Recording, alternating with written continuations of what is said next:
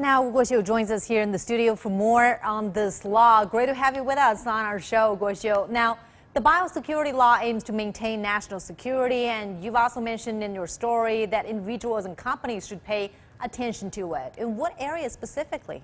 Mama, the law lists 7 major activities that fall under it. Some of them are related to foreign individuals as well. With regard to laboratory biosafety, the establishment of pathogenic microbe labs requires approval or filing. Activities of laboratories at all levels will be restricted under the categorized management. Labs will be guided by police departments for security maintenance to prevent the loss, leakage, and the theft of highly pathogenic microbes. The law also stipulates that agencies established or actually controlled by foreign organizations, individuals, and institutions shall not collect and preserve Chinese human genetic resources in China.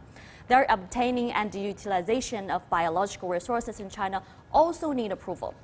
In order to connect with the biosecurity law, China's latest amendment to the criminal law also added new clauses on biosecurity crimes. Illegally implanting gene-edited or cloned human embryos into human bodies or animals could face up to 7 years of imprisonment.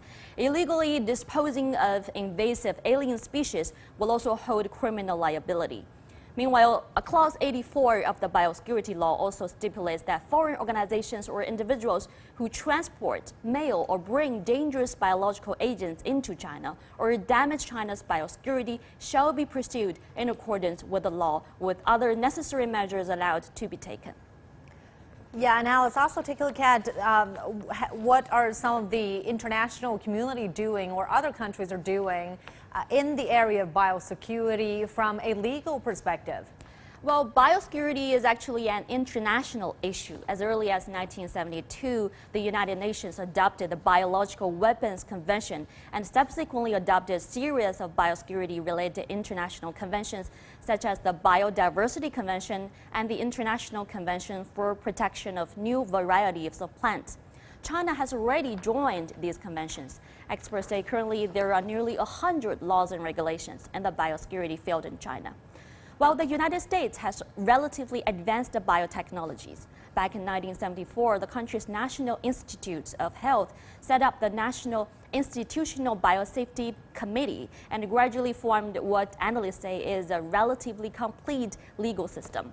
These laws and regulations involve many departments with complicated procedures.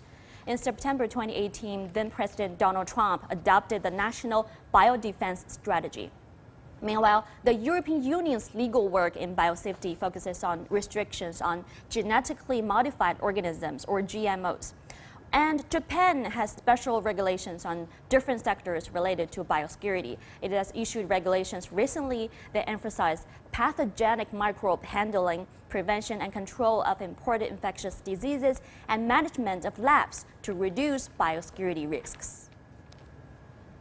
All right, thanks so much. Guoxiu will bring us all the details for us, and of course it remains to be seen how these legal terms will be translated into everyday lives.